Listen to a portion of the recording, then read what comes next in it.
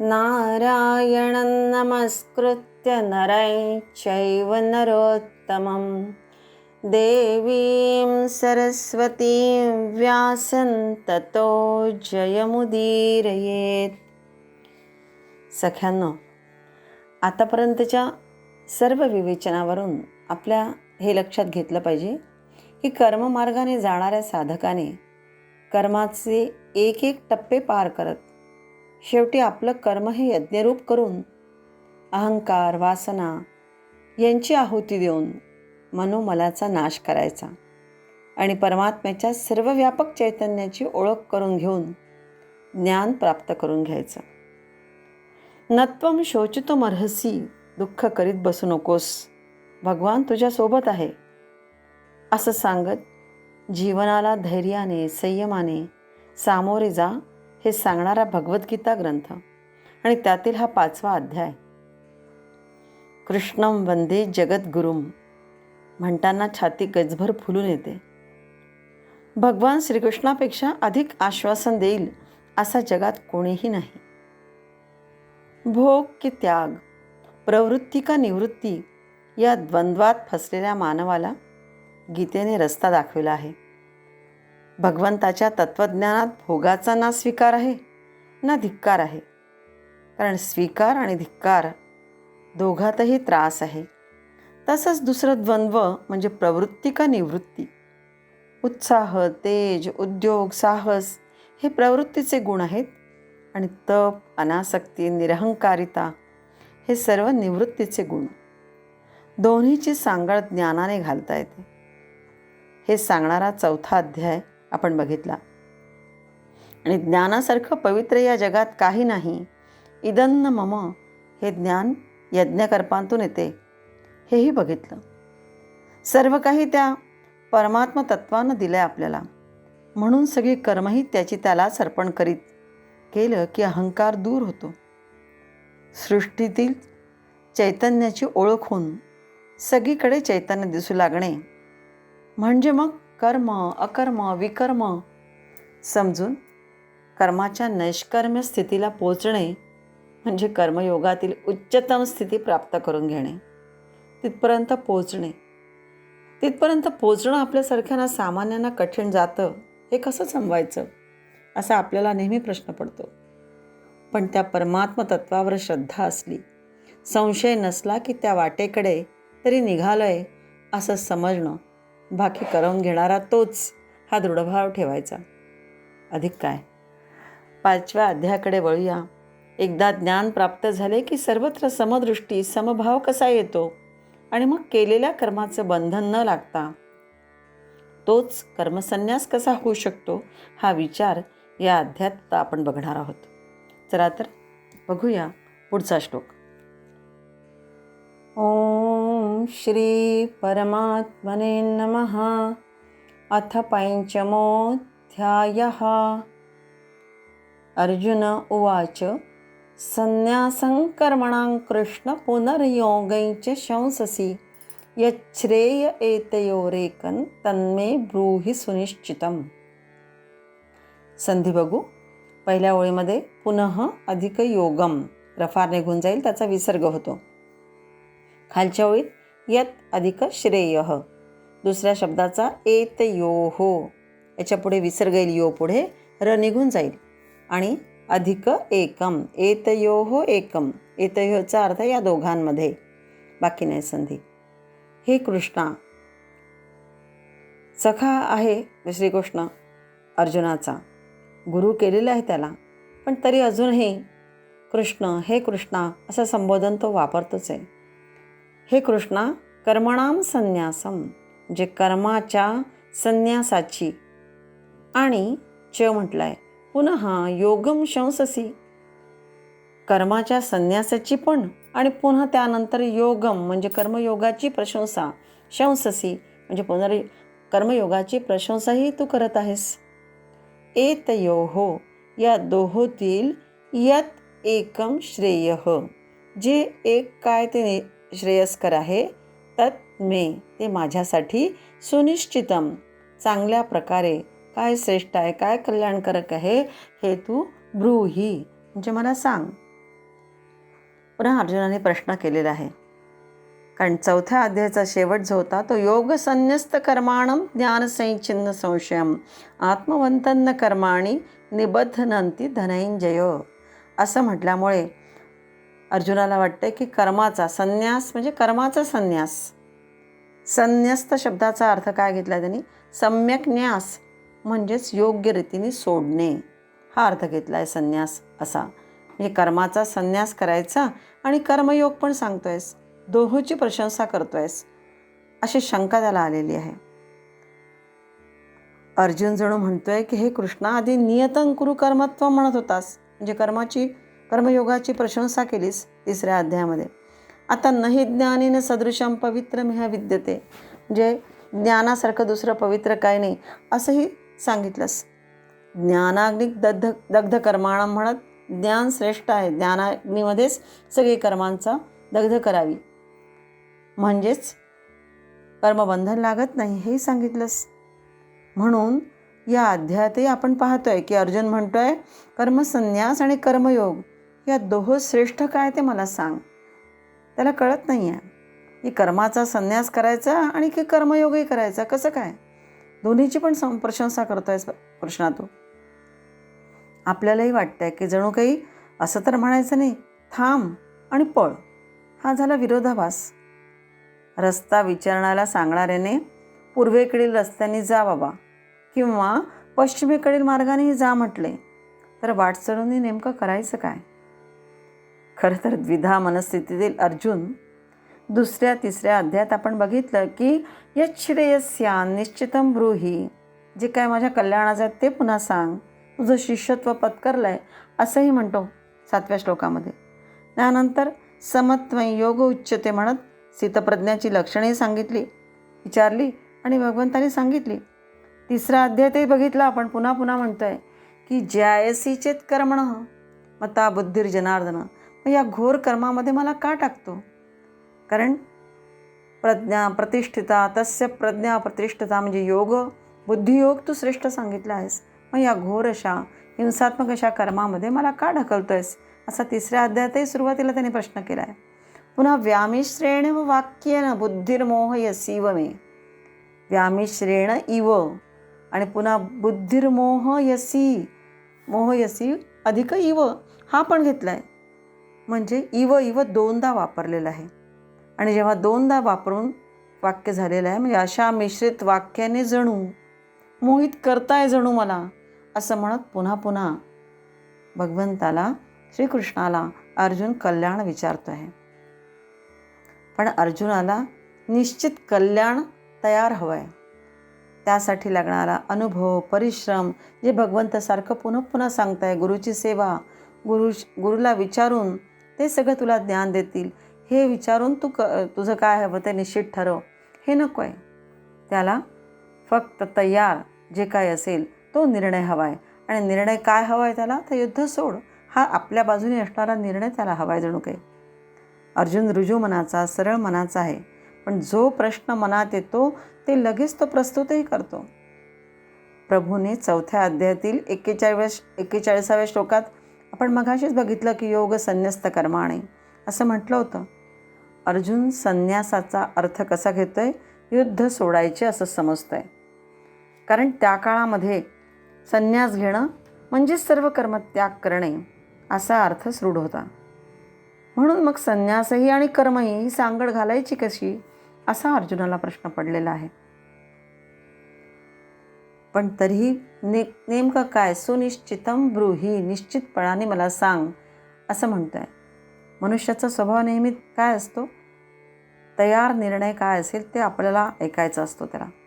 त्यासाठी गुरूंना मात्र शिष्याच्या मनामध्ये संघर्ष निर्माण करून मनामध्ये चित्तामध्ये विचारांचं मंथन व्हावं असं वाटत असतं. आणि मग त्यातून जो योग्य विचार सार विचार निघेल तो शिष्याने ग्रहण करावा असं सद्गुरूंची इच्छा असते. त्यासाठी लागणारी उपासना तपस्या त्यासाठी परिश्रम हे आवश्यक गुरु शिष्याकडून व्हावं अशी इच्छा असते. आणि तेव्हा सद्गुरू आनंददायी होतात. कारण तो निर्णय कसा असतो? सतसाठी असतो आणि स्वतःच्या अनुभवातून आलेला असतो. आणि आपल्या स्वतःच्या अनुभवातून, आपल्या स्वतःच्या कृतीतून जे काही आपण कर्म करू ते वेगळाच आनंद देणारं असतं. भगवान श्रीकृष्णांना ते हवं आहे. जसं एखादी कुंडी आपण आणली, त्यात माती टाकली आहे, खत टाकून सुंदर रोपटं लावलं आहे. रोज त्या रोपट्याला आपण पाणी घालतो आहे, त्याला ऊन सावली देऊन त्याचं योग्य प्रकारे संगोपन करतो आहे आणि त्यानंतर त्याच्यावर येणार जे सुंदर फूल असतं उमललेलं बघतो आपण, त्यातून मिळणारा आनंद अवर्णनीय असतो, शब्दातीत असतो. त्यापेक्षा एखाद्याने कोणी आपल्याला वाढदिवसाला म्हणा किंवा कुठल्या कार्यक्रमाला बुके दिला फुलांचा, सुंदर असतो बुकेसुद्धा, पण त्यातून जो आनंद एवढा मिळणार नाही तेवढा आपण स्वतः जोपासलेल्या रोपट्यातून येणारं जे पहिलं फूल असतं किंवा त्याला अनेक फुलंही पुढे येतात, त्याचा जो आनंद असतो तो वेगळा असतो. म्हणजेच लावलेल्या रोपट्यातून उगवलेल्या फुलांचा आनंद हा अवर्णनीय असतो. तसंच अर्जुनाची ही द्विधा मनस्थिती झालेली आहे. द्विधा त्यातून विचार करून स्वतःला स्पष्ट त्याला झालं पाहिजे आणि त्याने यासाठी जो संघर्ष करायचा आहे, विचारांची घुसळण करून त्यातून जे उत्तम त्याला घेता येईल असं हवं आहे, परिपक्व विचार त्याच्यामध्ये यायला हवे. यासाठी भगवंत पुन्हा पुन्हा त्याला मार्गदर्शन करतात आहे. कारण भगवान श्रीकृष्ण जीवनवादी आहेत, कर्मवादी आहेत आणि जीवनातल्या वास्तविकतेचा स्वीकार करा हा आग्रह असणारे आहेत. म्हणून ते आता पुढच्या श्लोकामध्ये उत्तर देतात आहेत. अध्याय 5 श्लोक 2 बघतो आपण. श्री भगवानुवाच संन्यासः कर्मयोगश्च निःश्रेयसकरावुभौ तयोस्तु कर्मसन्न्यासात् कर्मयोगो विशिष्यते. कर्मयोगश्च संधी होईल इथे, अर्धाशा निघून जाईल, विसर्ग येईल. कर्मयोगः अधिकच निःश्रेयसकरौ आणि उभौ असा संधी आहे. उभौ म्हणजे दोन्ही. तयोः अधिकतु अर्धासा निघून जाईल. कर्मसन्न्यासात अधिक कर्मयोगो, बाकी काही नाही. काय म्हणतात ते भगवान, तर संन्यासः च कर्मयोगः म्हणजे कर्मसन्यास आणि कर्मयोग, उभौ म्हणजे हे दोन्हीही निःश्रेयसकरौ दोन्हीही परमकल्याण करणारे आहेत, योग्य श्रेयस्कर असेच आहेत. परंतु तू शब्दाचा अर्थ आपण प्रत्येक वेळेस बघतो, परंतु पण. तयोः म्हणजे त्या दोघांमध्ये, कर्मसन्न्यासात कर्मयोगः कर्मसन्न्यासाहून कर्मयोग हा विशिष्यते म्हणजे श्रेष्ठ आहे, आचरण्यास सोपा आहे, असं भगवान उत्तर देतात आहे. संन्यास शब्द म्हणजे काय, सम्यक न्यासः उत्तम प्रकारे कर्माचा योग करणे, त्याची व्यवस्था करणे अशा अर्थाने. संन्यास म्हणजेच निष्काम कर्मयोग, फलासक्तीचा त्याग करणे, हाही एक अर्थ आहे. म्हणजे सांख्ययोग आणि निष्काम योग दोन्ही त्यामध्ये येतात, ज्ञानही आणि निष्काम कर्मयोग. दुसराही अर्थ, एक ज्ञानमार्ग आणि कर्ममार्ग. ज्ञानाने त्या ठिकाणी पोचायचं परमात्मा प्राप्ती मिळते आणि कर्मयोगानेही, ही म्हणजे योगबुद्धी, बुद्धियोग आणि योगबुद्धी ज्याला म्हणता येईल. योग म्हणजेच कर्मयोग असाही अर्थ आहे. आणि संन्यास म्हणजे अर्जुन समजत आहे अकर्म, कर्मच करायचे नाही, कर्माचा त्याग. पण कर्मयोग म्हणजे कर्म करायची पण फलासक्ती न ठेवता. आणि चौथा म्हणजे संन्यास मार्ग आणि कर्ममार्ग. 3ऱ्या अध्यायामध्येच भगवंत म्हणाले होते की लोकेस्मिन् विविधा निष्ठा ज्ञानयोगेन सांख्यानाम कर्मयोगेन योगिनाम. ज्ञानमार्गी जे आहेत त्यांची निष्ठा ज्ञानावर हवी, म्हणजे सांख्ययोगावर. आणि जे कर्मयोगी आहे त्यांची कर्मावर निष्ठा हवी. पण दोन्ही मार्ग कसे आहे, मनुष्याच्या आपल्या आपल्या प्रकृतीनुसार आहे. दोन्ही मार्गांची प्रशंसा केली आहे. मनुष्याने आपला स्वभाव ओळखून त्यानुसार आपला मार्ग निवडावा. दोन्ही मार्ग भगवंतानेच निर्माण केलेले आहेत. म्हणून त्यातील कोणता तुझ्या स्वभावानुसार प्रकृतीनुसार आहे तो निवडावा हे सांगतात आहे.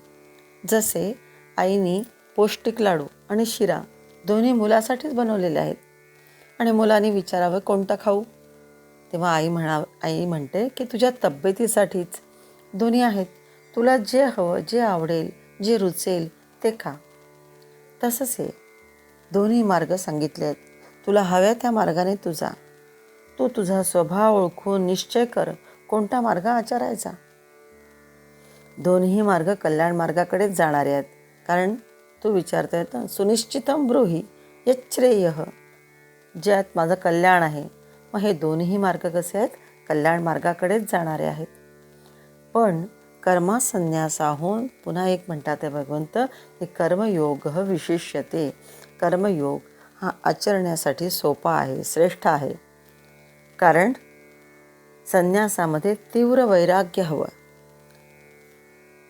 वैराग्य म्हणजे विशेषेण राग इति वैराग्य, विचारपूर्वक समजून केलेला राग म्हणजे प्रीती, आसक्ती जी असते ती, त्याला वैराग्य म्हणतात. कारण तीव्र वैराग्य जोर उत्पन्न होत नाही तोपर्यंत संन्यास शक्य होत नाही. तोपर्यंत कर्ममार्गच श्रेयस्कर आहे, सोपा आहे. जसं विनोबा म्हणतात की कर्म केल्याशिवाय मनाची परीक्षा होत नाही, कर्म करावंच लागेल कुठलंही. मग कर्म करता करता ते निर्मळ अपेक्षारहित होत जातं. म्हणून बाह्य कर्म टाळून उपयोगही नाही, तीही सहज करायची. सहजं कर्म कौंतेय सदोषमपि न त्यजेत, पुढे 18व्या अध्यायात आपल्याला येणार आहे. विनोबा म्हणतात की आपलं स्वरूप दाखवणारा जसा आरसा असतो, जसं तोंड तेलकट झालं आहे, चेहऱ्याला काही लागलेलं आहे, डाग लागला आहे, काय असेल ते, काही कारणाने मलूल झालेलं आहे, पण हे सगळं आरसा दाखवतो, लगेच दाखवतो. मनासारखं दिसलं नाही म्हणून आपण आरसा फोडत नाही, लगेच तोंड स्वच्छ धुतो आणि स्वच्छ प्रतिमा आरशात बघतो. तसंच हे कर्म करण्यानेच हळूहळू कर्मातील दोष निघून जातात. आधी दोष असतातच, सदोषम अपि असं म्हटलंय. ईर्षा, राग, द्वेष, ममत्व निघत गेले की मग मन हळूहळू निर्मळ होत जातं आणि मग उत्कर्ष साधता येतो. दोष असले तरी आपण ते दूर करतो हळूहळू निष्काम कर्माची ओढ लागल्यामुळे, आणि मग मोठी मोठी कर्म ही हातून सहज होत जातात. अर्जुनाला भगवंत म्हणतात आहे, तुझा स्वभाव, तुझी प्रवृत्ती, तुझा धर्म युद्धरूप करणारा असा आहे, युद्ध करणारा आहे. मग ते सोडून का वागतोस? तू जे म्हणाला होतास की त्यापेक्षा, युद्ध करण्यापेक्षा भिक्षा मागेल हे रक्तलांछित भोग भोगण्यापेक्षा, तर तू संन्यास मार्गावरून चालायचे ठरवून जर कर्म सोडलेस आणि संन्यास घेण्यासाठी वनात जाऊन राहायला लागलास तरीसुद्धा तिथेही तू स्वस्थ बसणार नाहीस. हरणाची शिकार करशील, आणखीन कुठल्या प्राण्यांची शिकार करशील, निर्बलाची रक्षा करशील. कोणावर निर्बलावर जर अन्याय होत असेल तर लगेच धावून जाशील, पुढे सरसावशील. कारण क्षतात त्रायते ती क्षत्रिय, तुझा स्वभाव तुला स्वस्थ बसू देणार नाही. कर्मयोगी असा संन्यास मार्गावरून चालेल तर त्याचं फक्त अधःपतनच आहे. संन्यास मार्ग, ज्ञान मार्ग म्हणजे संसाराची पूर्ण विस्मृती. कारण यामध्ये जलकमलवत असं मनाला पूर्णपणे ताब्यात ठेवावं लागतं. संन्यास मार्गाचं मुख्य लक्षण काय आहे? तर भोगेच्छांची पूर्ण निवृत्ती असते. पण कर्मयोगात भोग इच्छांची पूर्ण निवृत्ती आवश्यक नाही. थोडा भोगाचाही स्वीकार करा आणि थोडा त्याग करत करत मनुष्य उन्नतीकडे जाऊ शकतो. आपल्या स्वतःला सत्कर्मासाठी वापरा. अर्जुना, म्हणून लक्षात ठेव की कर्मसन्यासापेक्षा कर्मयोग हा विशेष आहे. कारण इथे कर्मसन्यासाचा अर्थ अर्जुनाने पूर्ण कर्म सोडून द्यायचे आहे असं म्हटलं आहे, आणि म्हणून त्यासाठी हे सगळं समजतात आहे की त्यापेक्षा कर्मयोग श्रेष्ठ आहे.